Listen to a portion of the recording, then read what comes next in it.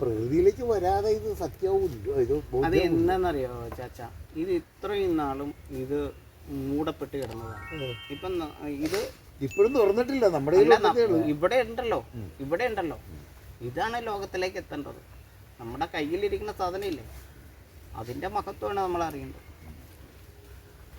നമ്മുടെ ഈ കണ്ടെത്തലുകൾ തീർച്ചയായിട്ടും ഈ ശാസ്ത്രലോകത്തെ ഇത് ബോധ്യപ്പെടുത്തുന്നതിൻ്റെ ഒരു സാഹചര്യങ്ങളെ കുറിച്ചാണ്. അല്ലാണ്ട് നാളെ ഇത് നമ്മളുടെ ആചാര്യന്മാർ അവിടെ ഇവിടെയും പോയിട്ട് കോർണർ മീറ്റിംഗ് നടത്തി, സപ്താഹം നടത്തി, ഒന്നും കൂടി നാട് നശിക്കുകയുള്ളൂ. ഈ ആകാശത്തിൻ്റെ അഗ്നിയുടെയും രഞ്ജിത രജോഗുണമായിരിക്കുന്ന ഈ നിഴലിനെ, ഈ ഛായയെ സൃഷ്ടിക്കുന്നു. അതിനാണ് ഭ എന്ന് പറയുന്ന സത്വഗുണം. അപ്പോൾ ഈ സത്വഗുണത്തിനെ സൃഷ്ടിച്ചുകൊണ്ടാണ് നമ്മളിവിടെ ഇരിക്കുന്നത്, ഈ താഴെ ഇരിക്കുന്നത്. ആ അഗ്നിയെ മുകളിൽ തടുത്തു നിർത്തിക്കൊണ്ടിട്ടാണ് സഹസ്രപാദനായിരിക്കുന്ന സൂര്യൻ്റെ പരബ്രഹ്മത്തിൻ്റെ താപത്തെ സഹസ്രശീർഷത്താൽ തടുക്കുന്ന മഹാവിഷ്ണുവിൻ്റെ ചോട്ടിൽ നമ്മൾ വന്നിരിക്കുന്നത്. ഈ 4 കൈകളുള്ളതുകൊണ്ടാണ്. 4 കൈകൾ ആക്റ്റീവാണ്. അപ്പോൾ ഈ ചതുർബാഹുവായിരിക്കുന്ന വിഷ്ണു മണ്ണിലേക്ക് ചേർന്ന് നിൽക്കുമ്പോൾ അവിടെ ജനിക്കുന്നതാണ് ശാസ്ത്രം.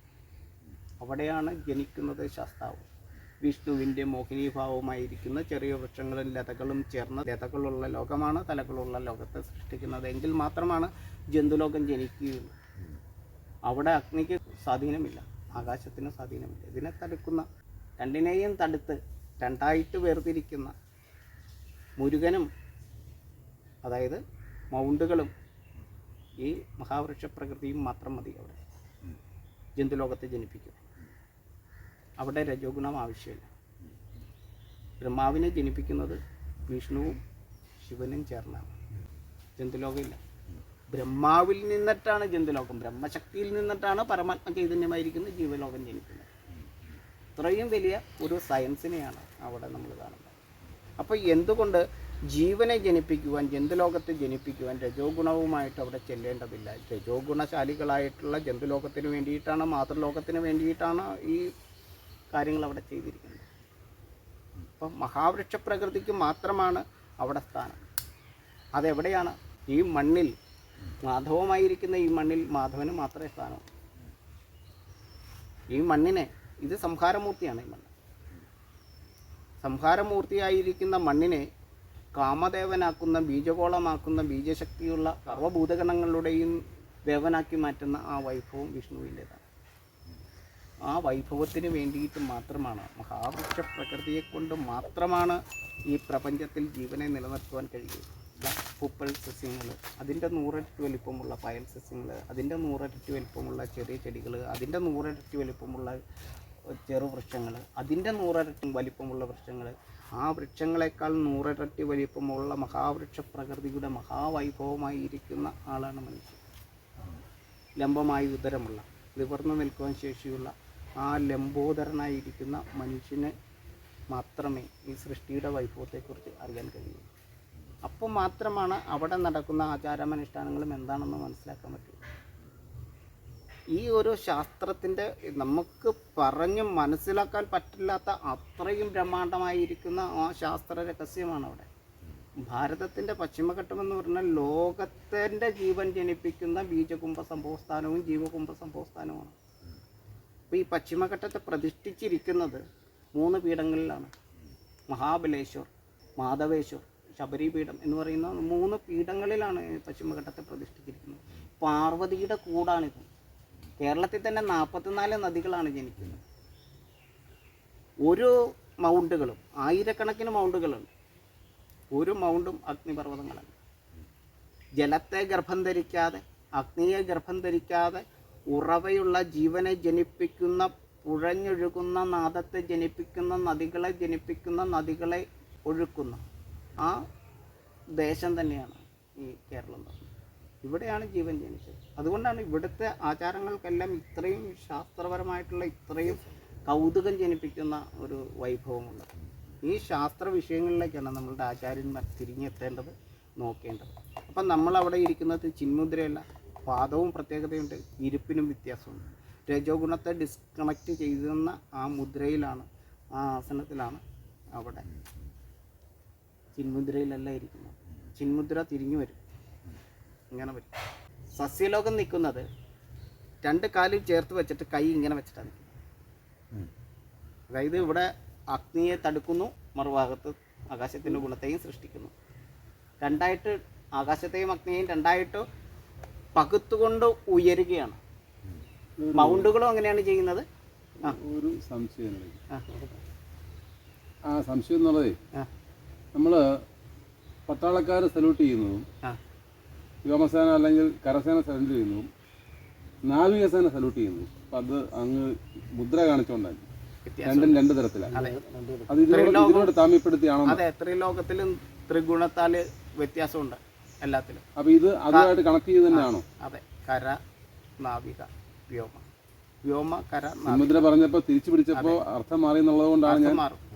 ശാസ്ത്രത്തിന്റെ അടുത്തോട് തന്നെയാണ്. തീർച്ചയായിട്ടും ഭാരതത്തിന്റെ ദേശീയ പതാകയിലെ ത്രിവർണം, അതിന്റെ സെൻട്രലിലെ അശോക ചക്രം, ഇതെല്ലാം അതിശയിപ്പിക്കുന്ന ശാസ്ത്ര വിഷയമാണ്. നമ്മൾ കാണുന്ന ചെറിയൊരു കാര്യമല്ല. അപ്പോൾ എന്ന് പറഞ്ഞ പോലെ ഭാരതത്തിൻ്റെ ഏത് ചിന്തയിലേക്ക് പോയാലും അത് ശാസ്ത്ര ചിന്തയിലേക്ക് ചെന്നെത്തുള്ളൂ. ഇത് വിഭാവനം ചെയ്തിരിക്കുന്ന ഒരു ഗ്രന്ഥവും കാണുന്നില്ലല്ലോ.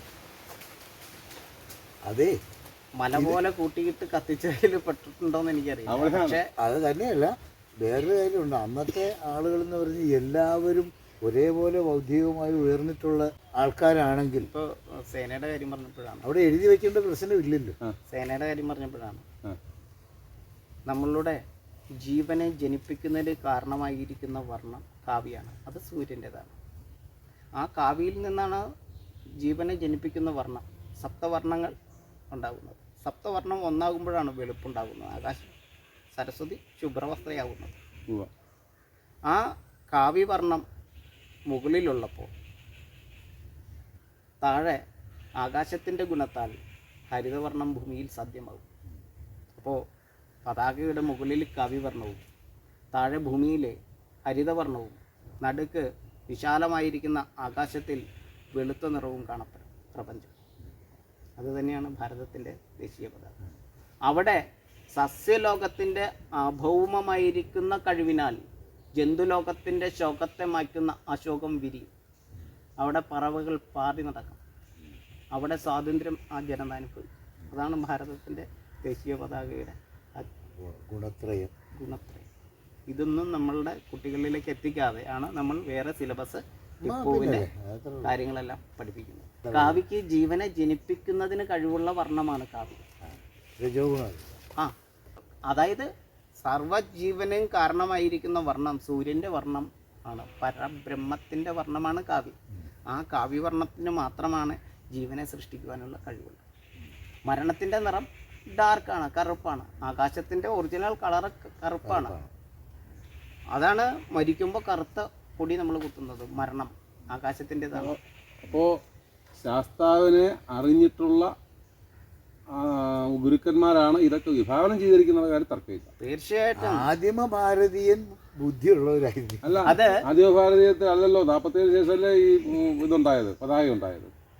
ഇന്ത്യൻ പതാക ഉണ്ടാകുന്ന എന്നാ ഈ കറുപ്പിന്റെ കാര്യം പറഞ്ഞപ്പോൾ ശബരിമലക്ക് പോകുമ്പോൾ അപ്പോൾ അവിടെയും അറിവുള്ളവരുണ്ടായിരുന്നു. പൂർണ്ണമായിട്ടും നമ്മൾ സല്യൂട്ട് ചെയ്യേണ്ട, നമ്മൾ ആദരിക്കേണ്ട മഹാവ്യക്തിത്വങ്ങൾ ഇന്നും ഭാരതത്തിൽ എണ്ണം തികഞ്ഞുണ്ട്. നമ്മൾ അറിയുന്നില്ല, നമ്മൾ അവരിലേക്ക് പോകുന്നില്ല. ഭയമാണ് നമുക്ക്. ദൈവം ഇന്നതാണെന്ന് പറയാൻ ഭയമാണ് നമുക്ക്. നമ്മുടെ ആചാര്യന്മാർക്ക് ഭയമാണ്. നാളിൽ വിശ്വസിക്കരുത്, നിങ്ങൾ നിങ്ങളിൽ വിശ്വസിക്കുമെന്ന് പറയാൻ ഭയമാണ്. അംഗീകരിക്കാൻ പറ്റാത്ത, അംഗീകരിക്കുന്നില്ലാത്ത അസുരന്മാരുടെ കൂത്തരങ്ങായി മാറിയിരിക്കുക അവിടെ. സംശയമില്ല. അമ്പലത്തിൽ പോയാൽ പ്രാർത്ഥിക്കരുത്. പ്രാർത്ഥിക്കാൻ വേണ്ടിയിട്ടല്ല അമ്പലത്തിൽ പോകണ്ട. പ്രാർത്ഥന ഭാരതീയനെ പറഞ്ഞിട്ടില്ല. അല്ല, ദേവതയെ പൂജിക്കുന്ന മേൽശാന്തിയാണെങ്കിൽ ഇവിടുത്തെ ഭക്തർ അംഗീകരിക്കില്ല. ഭക്തരെ പൂജിക്കുന്ന മേൽശാന്തിയാണ് അംഗീകരിക്കുന്നത്. ഇതാണ് സത്യം. ഇതിൻ്റെ ഓരോ തലത്തിലേക്ക് വരുമ്പോഴാണ് എന്തുകൊണ്ട് രജസ്വലകൾക്ക് അവിടെ പ്രവേശനമില്ല എന്നുള്ള മഹാവൈഭവ രഹസ്യം നമ്മൾ ശാസ്ത്രീയമായ തത്വം പിന്നീട് വരുന്നത്. ഇത് ആർക്ക് വേണമെങ്കിലും ലോജിക്കുകൾ ഉണ്ടാകാം, യുക്തിപരമായിട്ട് ആർക്കും ചിന്തിക്കാം. പക്ഷെ യുക്തിയുടെ തലത്തിലല്ല ഭാരതത്തിന്റെ വേദതലം നിൽക്കുന്നത്. അതുകൊണ്ടാണ് ഇതെനിക്ക് പറയാനുള്ള ഒരു കാരണം എന്ന് പറഞ്ഞാൽ ഈ ചാച്ചന്റെ ആചാരങ്ങൾ എല്ലാവരും പാലിക്കുന്നുണ്ട്. എന്താന്നൊന്നും അറിഞ്ഞുകൊണ്ടല്ല, പാലിക്കുന്നുണ്ട്. അതിനൊരു കാരണം അതായത് അതിൻ്റെ പിന്നാമ്പുറത്തെ ഒരു ഇത് പറഞ്ഞില്ലേ കഴിഞ്ഞ ദിവസം അങ്ങ് പറഞ്ഞത് ഇത് ഒരു ദിവസമോ ഒരു വർഷമോ വരുന്ന തീരില്ല. ഓരോ വിഷയം കൂളിഭാഗ തൊട്ട് തുടങ്ങും. പിന്നെ അത് അതായത് ഗഹനമായ വിഷയമാണ് എടുത്തിട്ടുണ്ട്. നിരവധിയായിട്ടുള്ള കാര്യം. അങ്ങ് തുടങ്ങിയപ്പോഴേ ചോദിച്ചൊരു ചോദ്യമുണ്ട്, ശാസ്താവ് തന്നെയാണോ ചാത്തൻ, ചാത്തൻ തന്നെയാണോ ശാസ്തൻ, ഈ ശാസ്തനും ചാത്തനും ഒന്നാണോ, അയ്യപ്പനും ശാസ്താവും ഒന്നാണോ, ഈ ചാത്തൻ തന്നെയാണോ ചെകുത്താൻ? ഇതാണ് ചോദ്യം. സൂപ്പർ. ഇതിനാണ് ഇന്ന് പണ്ട് നമ്മൾ ചാത്തൻ സഭയ്ക്ക് പോകണമെന്ന് പറഞ്ഞാൽ അവനെ നമ്മൾ കല്ലെടുത്തെറിയും. കാരണം ചാത്തൻ്റെ ഉപദ്രവം കല്ലേറ് കൊണ്ടിട്ട. ചാത്തൻ സേവയ്ക്ക് പോകണമെന്ന് പറഞ്ഞാൽ സാമൂഹ്യ ദ്രോഹിയാണ്. ഇന്നതാണോ? ചാത്തൻകാവുകളുടെ പരസ്യമാണ്. എന്താണ് ശാസ്തൻ, എന്താണ് ചാത്തൻ? ചാവിനും ശസ്താവിനും അൻപാലൻ വീഴുമ്പോൾ നിരവധി പല ദൈവങ്ങൾക്കും ശത്രുദോഷം